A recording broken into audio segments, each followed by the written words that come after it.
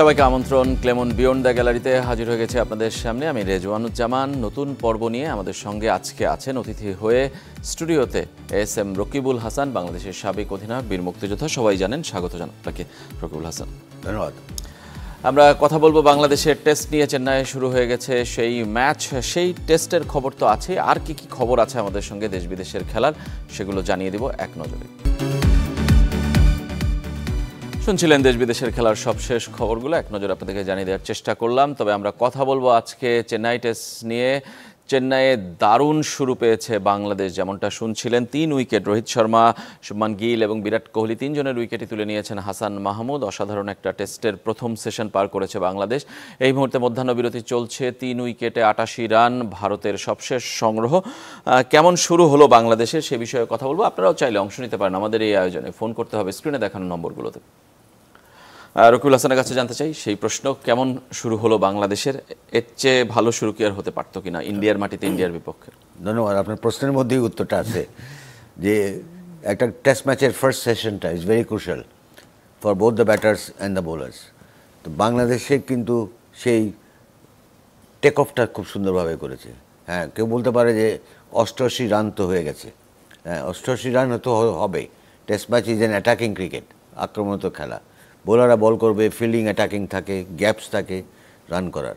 But এই 3 wicket এবং led by Hasan Mahmud, এবং আমরা বেশ কিছুদিন থেকে দেখেছি, বেশ 1 বছর থেকে দেখতেছি, he is the only bowler বাংলাদেশে যাকে তুলনা করা হইতো যে he is a both swing. সে late out swing, late in swing, এবং তার সঙ্গে সে অ্যাড করে ফেলছে এখন একটু এক্সট্রা পেস এবং লাইন অ্যান্ড লেন্থ। তো সেটা আমরা পাকিস্তান লাস্ট সিরিজ থেকে কিন্তু এই উত্থানটা দেখছি আমরা আমাদের ফাস্ট বোলারদের। নাহিদ রানা, আমাদের তাসকিন, তারপরে তো এরা হাসান মাহমুদ। তো আমি মনে করি বাংলাদেশ এই সেশন বাংলাদেশকে বিলং করেছে। বাংলাদেশ ওয়ান দ্য সেশন, বাকি 2টা সেশনে কি হয়, এবং আমরা দিন শেষে একটা ধারণা করতে পারবো হয়তো যে টেস্ট ম্যাচের গতিপথটা কোন দিকে। টেস্টের শুরু থেকে যদি আসি, একদম টস থেকে, যে 42 বছরের পর কেউ টস জিতে ফিল্ডিংয়ের সিদ্ধান্ত নিল চেন্নাইয়ের মাঠে, মানে অবাক হওয়ার কিনা। কারণ এখানে লাল মাটির কথা বলা হয়, স্পিনের কথা বলা হয়, যে সেই হিসাবে 4th ইনিংসে ব্যাট থেকে এড়ানোর জন্যই বলি কিংবা যে কারণেই বলি, সব মিলে টস জিতলে ব্যাটিং সেফ সাইড। বাংলাদেশ কেন ফিল্ডিং নিল আপনার কাছে মনে হয়েছে? ক্লাউডি ওয়েদার কি একটা কারণ? দুইটা কারণে তারা একটা মোমেন্টাম মেনটেন করতে চেয়েছে। পাকিস্তান সিরিজটা যেটা আমরা একটা সাকসেসফুল সিরিজ, আমরা যে 2 নীলে জিতলাম, ওইখানেও কিন্তু দেখবেন যে আমরা টসে জিতে সবসময় ফিল্ডিং করেছি। বাট প্রশ্নটা হলো, ডিফারেন্সটা হলো ওখানকার উইকেটটা ছিল অ্যাবসলিউটলি ব্যাটিং প্যারাডাইস, ব্যাটিং বান্ধব। এখানকার না। চেন্নাইয়ের একটা ক্যারেক্টারিস্টিক্স হলো উইকেটটা স্লো হবে, ও যত সময় গড়াবে স্লো হবে, স্পিন নিবে। এখানে এই মাটিটা দেখবেন গ্রে ছিল এই মাটিটা, কিন্তু সেইখানে কিন্তু এই মাটি আনা হয়েছে মুম্বাই থেকে এই পিচটা তৈরি করতে। তো যেহেতু ড্যাম্প ছিল, যেহেতু একটা ময়েশ্চার ছিল, ওয়েদারটাও এরকম ছিল, ক্লাউডি ছিল, এবং উই আর গোয়িং, আমার বাংলাদেশ টিম 3টা পেসার নিয়ে খেলছে। তো তাদের প্রতি ক্যাপ্টেনকে ওই জাস্টিসটা করতে হয়েছে যে লোক বল দিয়ে হয়তো বলেছে, I have given you the ball, I have given you the weather, তোমাদেরকে আবহাওয়া দিয়েছি, it's a part to really do. এবং হাসান মাহমুদ সেই কাজটা করেছেন।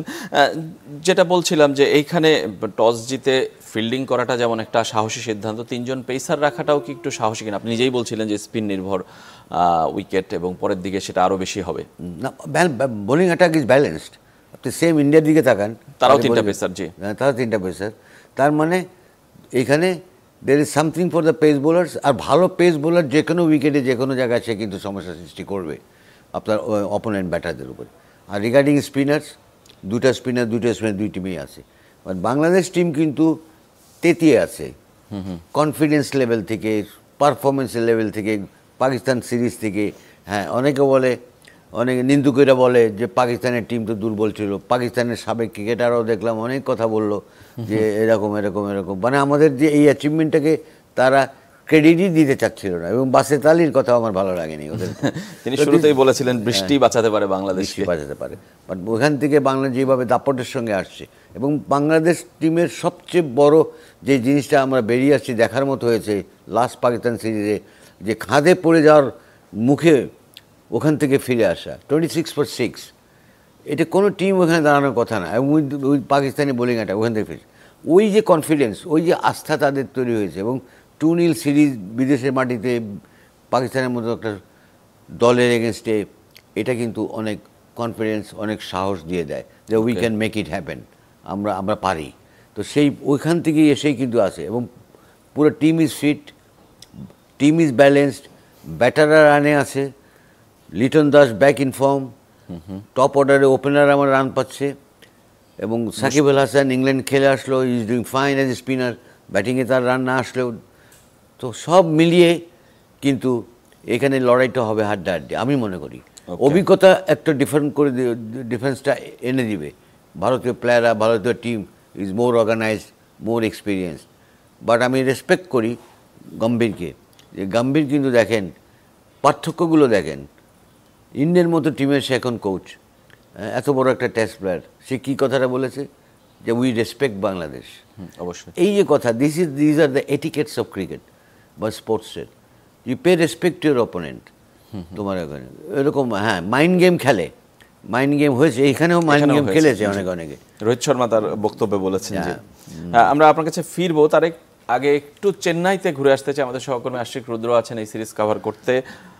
রুদ্রর কাছে জানতে চাই যে রুদ্র, প্রথম সেশনটা নিয়ে আমরা বলছিলাম, এর চেয়ে ভালো শুরু তো আর হতে পারতো না। মানে বাংলাদেশি বোলারদের আসলে কৃতিত্ব নাকি উইকেটের কোনো কৃতিত্ব, কোন জায়গাটায় আসলে ডিফারেন্স হয়েছে, নাকি ইন্ডিয়ান ব্যাটাররা আসলে হাসান মাহমুদকেই বলি কি অন্য পেসারদেরকে একটু হালকাভাবে নিয়েছে, কোন জায়গায় মনে হয়েছে?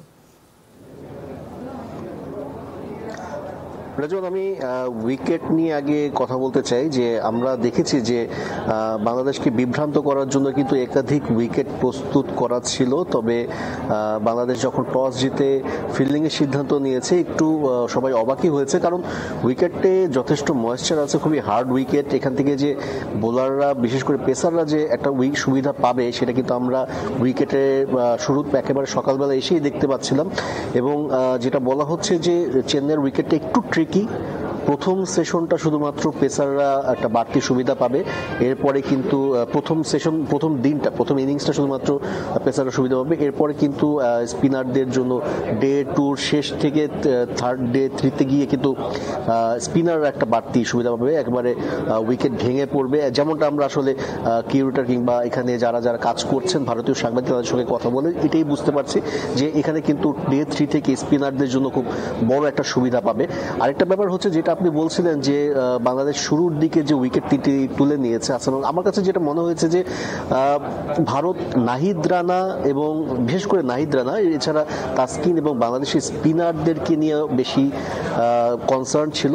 হাসান মাহমুদকে নিয়ে খুব একটা হোমওয়ার্ক করেনি, যেটার একটা রেজাল্ট আমরা আসলে দেখতে পেয়েছি যে শুরুর দিকে তিনি হাসান মাহমুদ যেভাবে আসলে বিভ্রান্ত করেছে ভারতীয় ব্যাটসম্যানদের, রোহিত শর্মার মতো ব্যাটসম্যানকে, বিরাট কোহলিকে, এটা কিন্তু আসলে প্রশংসার দাবি রাখে। এবং তিনি খুবই স্মার্ট বোলিং করেছেন, ব্যাটসম্যানদেরকে বিভ্রান্ত করার চেষ্টা করা, খুব স্মার্ট বোলিং করে তিনি আসলে উইকেট তুলে নিয়েছেন। তবে বাকি যে দুই পেসার আছে এই উইকেট থেকে কিন্তু এখনো সুবিধা নেওয়ার অনেক সুযোগ আছে, কিন্তু তাসকিন এবং নাহিদ রানা কাছ থেকে আরেকটু প্রত্যাশা হয়তোবা বেশি ছিল যে তারা যদি সেই টেস্ট মেজাজে যদি বল করতে পারেন, আরেকটু যদি অ্যাটাকিং বোলিং করতে পারেন, একটু সাপোর্ট দিতে পারেন হাসান মাহমুদকে, তাহলে হয়তোবা বাংলাদেশ প্রথম ইনিংসে ভারতকে খুব বেশি রান করতে দিবে না। রেজওয়ান, আরেকটা জিনিস জানতে চাই যে এই সিরিজকে ঘিরে কিংবা ভারতের সাথে আমাদের যে পূর্ব ক্রিকেটীয় শত্রুতা সেইটার বিচারে এই সিরিজের আগেও নানা ধরনের কথা হয়েছে এবং দুদেশের সাম্প্রতিক সময়ের সম্পর্কের কারণেও নানা ধরনের আলোচনা হচ্ছে। সেই সব জিনিস কি আসলে এই টেস্টে দর্শকদের মধ্যে মাঠে কোনোভাবে আপনি উপস্থিতি লক্ষ্য করছেন কিংবা প্রভাব পড়ছে বলে মনে হচ্ছে? বাংলাদেশ ভারত সেটা টেস্ট হোক, ওয়ানডে হোক, টি-20 হোক, একটা প্রতিদ্বন্দ্বিতার একটা আমেজ তো থাকেই। রেজাল্ট যদিও ভারত অনেকগুলো ম্যাচ জিতেছে, বাংলাদেশ খুব একটা ম্যাচ জিততে পারেনি, কিন্তু তারপর সেই একটা প্রতিদ্বন্দ্বিতা থাকে। সেটি মেজাজটা শুধুমাত্র ক্রিকেটারদের মধ্যে না, দর্শকদের মধ্যে থাকে। সেটা কিন্তু আমরা চেন্নাইতে এসেও দেখতে পাচ্ছি। এবং সবচেয়ে বড় কথা হচ্ছে যে ভারতীয় দর্শক যারা আছে তারা কিন্তু খুবই রেসপেক্ট করছে বলতেই হয়, বিশেষ করে পাকিস্তানকে হোয়াইট ওয়াশ করার পর বাংলাদেশি প্লেয়ারদের খুবই প্রশংসা করছে এবং তারা চাচ্ছে যে খুব একটা প্রতিদ্বন্দ্বিতামূলক টেস্ট হোক। তারা চায় ভারত জিতুক, বাট খুব একেবারে এক পেশে ম্যাচ হোক এমনটা তারা চায় না এবং তারা সেটা এক্সপেক্টও করে না। তারা চাচ্ছে যে বাংলাদেশ ভালো খেলুক এবং একটা প্রতিদ্বন্দ্বিতামূলক একটা টেস্ট ম্যাচ তারা আসলে উপভোগ করতে যাচ্ছে। রেজওয়ান, এবং টেস্টের প্রথম দিন দেখলাম যে মাঠে অনেক দর্শক, মানে সেটা একটু অবাক করা কিনা?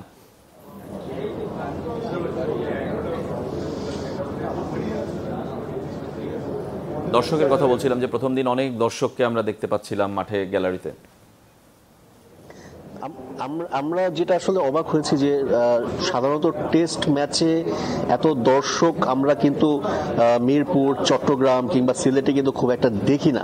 তবে আমরা যেটা আসলে দেখতে পেয়েছি যে কিন্তু একেবারে সকাল থেকে যখন গেট ওপেন হয়েছে, যদি এখানকার লোকাল টাইম বলতে হয় যে একেবারে 7:30টার সময় বা 7টার পরে এসে আমরা দেখতে পেয়েছি একটা বিশাল লম্বা লাইন, দীর্ঘ লাইন মানুষের। তারা কিন্তু আসলে এই টেস্ট ম্যাচটা উপভোগ করতে এসেছে এবং সেখানে আমরা জানি যে চেন্নাই কিছু বাংলাদেশিও আছে যারা হয়তো এখানে স্টুডেন্ট হিসেবে আছে কিংবা বিভিন্ন মেডিকেল ভিসার জন্য তারা এসেছে, এখানে নিয়ে এসেছে এবং তাদের কয়েকজনকেও আমরা দেখেছি মাঠে উপস্থিত হতে এবং বাংলাদেশকে সমর্থন দিতে।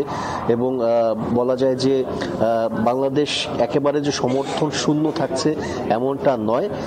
আমরা কিন্তু দেখেছি 3টা উইকেট পড়ার পরেও কিন্তু বাংলাদেশি কিছু দর্শক তারা কিন্তু বাংলাদেশ বাংলাদেশ বলে স্লোগান দিচ্ছে। তো বলা যায় যে একটা টেস্ট হলেও কিন্তু একটা লিমিটেড ওভারের যে একটা এনভায়রনমেন্ট আমরা দেখতে পাই গ্যালারিতে, এরকমটাই কিন্তু আমরা একটা দেখতে পাচ্ছি প্রেস বক্স থেকে। ধন্যবাদ আপনাকে রুদ্র, আমাদের সঙ্গে যোগ দেওয়ার জন্য। চেন্নাই থেকে চিদম্বরম স্টেডিয়াম থেকে আমাদের সঙ্গে যোগ দিয়েছিলেন আশিক রুদ্র। সেকেন্ড সেশন শুরু হচ্ছে। এক কথা একটু জেনে বিরতিতে যেতে চাই যে এই ঋষভ পান্ত এবং যশস্বী জয়সওয়ালের 54 রানের পার্টনারশিপ, আনবিটেন তারা চলছেন, এইটা কি একটু ভয়ের কারণ হয়ে দাঁড়াতে শুরু করেছে কিনা? দেখেন, পার্টনারশিপ ইজ দ্য কি। যে কোনো ভার্সন অফ দ্য গেম বলি, particularly in test match, session to session যেমন খেলাটা ইম্পর্টেন্ট, পার্টনারশিপও ইম্পর্টেন্ট। 3 উইকেট যখন পড়ে গেছে, ভারত কিছু কোণঠাসা ছিল এবং তাদের অভিজ্ঞতার কারণে, বাট এই দুজন যারা ব্যাটিং করেছে তারা কিন্তু খুব একটা অভিজ্ঞতা সম্পন্ন, খেলার দিক দিয়ে ইয়েস প্রচুর খেলা খেলেছে তারা, বয়সের দিক দিয়ে কিন্তু তারা এখনও নবীন। But Indian cricket circuit, Indian ক্রিকেটের যে অবস্থান, তার রাউন্ড দ্য ইয়ার তারা যেভাবে ক্রিকেটটাকে ডেভেলপ করে, সেখানে এই প্লেয়ারগুলো কিন্তু অভ্যস্ত হয়ে গেছে যে ক্রাইসিস মোমেন্টে কীভাবে নিজেদেরকে মেলে ধরতে হয়। এবং অ্যাকর্ডিংলি এই দুজন ব্যাটসম্যান কিন্তু they have done justice to the team. So far so good. But আমি মনে করি স্টিল, যেটা আমি প্রথমে বলেছি, এই সেশন বিলংস টু বাংলাদেশ। আমরা ফিরবো আপনার কাছে রকিবুল হাসান। একটা ছোট্ট বিরতি নিচ্ছি ক্লেমন বিয়ন্ড দ্য গ্যালারিতে, আমাদের সঙ্গেই থাকবেন। বিরতির পর আবারও ফিরে এলাম ক্লেমন বিয়ন্ড দ্য গ্যালারিতে। আমরা কথা বলছি চেন্নাই টেস্টের স্বপ্নীল শুরু বাংলাদেশের। প্রথম ইনিংসের প্রথম দিন, প্রথম সেশন পুরোটাই বাংলাদেশের নিয়ন্ত্রণে ছিল। এখন দ্বিতীয় সেশনে খেলা শুরু হয়েছে। 2 অপরাজিত ব্যাটসম্যান ঋষভ পান্ত এবং যশস্বী জয়সওয়াল দুজনেই ব্যাট করতে নেমেছেন। বাংলাদেশের পেসাররাও এই মুহূর্তে বোলিংয়ে আছেন। রকিবুল হাসান আছেন আমাদের সঙ্গে, সাবেক অধিনায়ক বাংলাদেশের। আমরা বিরতির আগে দল নিয়ে কথা বলছিলাম কিংবা এই জুটি নিয়ে কথা বলছিলাম। ওভারেটটা একটু স্লো, এটাও একটু চিন্তার কারণ কিনা? এর আগের টেস্টে কিন্তু বাংলাদেশের পয়েন্ট কেটে নেওয়া হয়েছে। আপনি জানেন যে আইসিসি টেস্ট চ্যাম্পিয়নশিপের মাত্র 23 ওভার ফার্স্ট সেশনে বোলিং করেছে বাংলাদেশ। যদিও পেস বোলারদের কারণে সেটা হয়তো বা হয়েছে, পরবর্তীতে সেটা কতটা কভার করতে পারবে বাংলাদেশ? এটা কভার হবে। আর দেখেন, ওভারেটটা কিন্তু ultimately end of the 4 day, 5th day, ইনিংসের শেষে যে কাউন্ট হবে। জি, আপনি ডে টু ডে আপনার একটা অলরেডি হচ্ছে, অ্যালাউন্সগুলো আমরা দেখতে পাই না।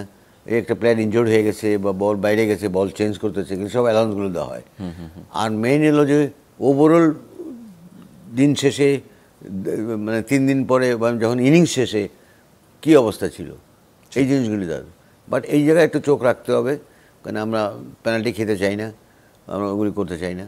বাট তার মানে এই না, আমি বলবো না, আমাকে যদি আপনি প্রশ্ন করেন যে আপনি যদি ধরেন একটু ওভারের 11টা ওভার করে ঘন্টায় বা 10 ওভার করে ফেলছে ঘন্টায়, এটা কি অপরাধ? আমি বললাম অপরাধ, কিন্তু তখনই আমি বলবো যে এটা অপরাধ না যদি আমার পেসাররা বল করে আর নিয়মিত বিরতিতে উইকেট পাচ্ছে। ওকে, মানে সাকসেসটা আপনার কাছে গুরুত্ব? সাকসেসটা আমার কাছে গুরুত্ব। I will pay fine, doesn't matter, but I want 3 more wickets এই সেশনে। আমি ওভাররেট কম হোক, প্ল্যান করব, ফাইন দিব, ফাইন। বাট আমি উইকেট পাচ্ছি না, আমি আবার এখানে স্লো ওভার করে ফেলছি। আর স্লো ওভারটা কখন হয়?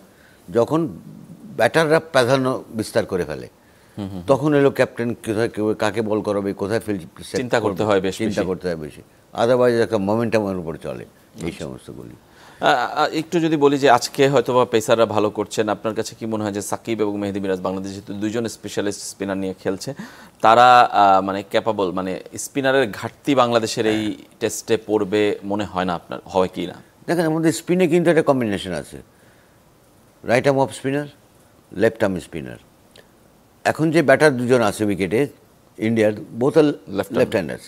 তো খুব শিগগিরই আমরা হয়তো দেখবো, আমি জানি না, আমি যখন রাস্তায় ছিলাম অলরেডি কি মেহেদী হাসান মিরাজকে ফার্স্ট সেশনে 3 ওভার করেছেন, 3 ওভার করেছে। তো he will be a trump card. Shakib এখনো করেননি, সাকিব দুজনে যেহেতু লেফট আর্ম, হয়তো দুজনে যেহেতু লেফট আর্ম আসছেন, you are right, absolutely. But তারপরেও এই ফর্মুলার মধ্যে থাকলে হবে না। আজকাল ক্রিকেটে খালি ওই সেট ফর্মুলায় চলে না, একটা কিছু অন্য কিছু নতুন কিছু করতে হবে, বিভ্রান্ত সৃষ্টি করতে হবে, বা নিজের একটা সাহসী একটা ডিসিশন মেক করতে হবে। But I am very confident with Shanto, আমাদের যে ক্যাপ্টেন, হি মেক্স ডিসিশনস। সে কিন্তু অনেক কিছু করে, বাট আনফর্চুনেটলি পোর চ্যাপ, ও রান পাচ্ছে না, ওর ব্যাট থেকে রান। লাস্ট ম্যাচে, টেস্ট ম্যাচও পাকিস্তানে সে 30+ রানসের মধ্যে আসছে। আমি আশা করব যেখানে সে শেষ করেছে ওখান থেকে শুরু করো এই টেস্ট ম্যাচেও। তো সব দিক থেকে চিন্তা করলে ইট ইজ এখন পর্যন্ত সব ঠিক আছে। এই সেশনটা ক্রুশাল হবে। এখন স্পিনার আসবে হয়তো কিছু পরে, দুপুর আধা ঘন্টা পরে রেগুলার স্পিনার একজন থাকবে এই এন্ড থেকে বা ওই এন্ড থেকে। তো এটা দেখার বিষয় হবে। But we all know also যে Indians play spin very well এখানে। বাট এখানে কিন্তু ওই রোটেট করাইতে হবে ফাস্ট বলকে। Nahid could be a trump card. আপনি দেখেন নাহিদ কিন্তু আনলাভ করে দিয়েছে তার পেসে, হি ওয়াজ ক্লকিং 140+ ওইখানে। তো তাকে ছেড়ে দেওয়া উচিত। এত বুনো ষাঁড়ের মতন, ইউ গো অ্যান্ড অ্যাটাক। মানে he is so young, he is so vibrant এখন তার। তো তাকে যদি একটা বেশি কাটাছেড়া করতে যাই আমরা, বেশি মাথার মধ্যে বুদ্ধি দিতে চাই না, খালি বলে দাও যে দিস ইজ ইয়োর লাইন, এইটাই তোমার চ্যানেল অফ স্টাম্পের উপরে। এবং আপনার সাথে যখন কথা বলছি তখনই কিন্তু ঋষভ পান্ত আউট হয়ে গেছে এবং হাসান মাহমুদ তার 4th উইকেট নিয়ে কংগ্রেচুলেশনস। ভালো লাগলো নিউজটা। আমরা একদমই শেষের দিকে একটু জানতে চাই যে অনেক আলোচনা হচ্ছে বাংলাদেশের এই টেস্ট দলটা নিয়ে, বাংলাদেশের হিস্ট্রির বেস্ট টেস্ট টিম কিনা এইটা নিয়ে আলোচনা করছেন অনেকেই। বলছে হাথুরু সিংয়ে বলেছেন, এর আগে বাংলাদেশের অন্য প্লেয়াররাও বলেছেন, অন্য কোচেরাও বলেছেন, বাইরের ক্রিকেটাররাও বলেছেন। I think so, but Hathuru সিংয়ের কথাতে আমি ধরি না। ও যখন দেখে যে পালে বাতাস লেগে গেছে, ও ওদিকে নৌকা মুখ ঘুরায় দেয়। আর যখন দেখি ক্রাইসিসে থাকে তখন সে পিকচারে নেই। বাট ওভারঅল যদি আমাকে বলেন, আমি মনে করি this is one of the best combination, একটা সমৃদ্ধ একটা টিম। প্লেয়াররা, ব্যাটাররা ফর্মে আছে, বোলাররা ফর্মে আছে। বোলিংয়ের কম্বিনেশনে পেস বোলার, আমাদের আক্রমণাত্মক পেস বোলার, ভালো পেস বোলার আমাদের এই স্কোয়াডে আছে। স্পিনার, কোয়ালিটি স্পিনার আছে। ওয়ার্ল্ডের নম্বর 1 অলরাউন্ডার হতে যাচ্ছে Shakib Al Hasan, he is in the team. Mehedi Miraz is tremendous ফর্মে আছে এখন। Wicket keeper Liton, brilliant performance.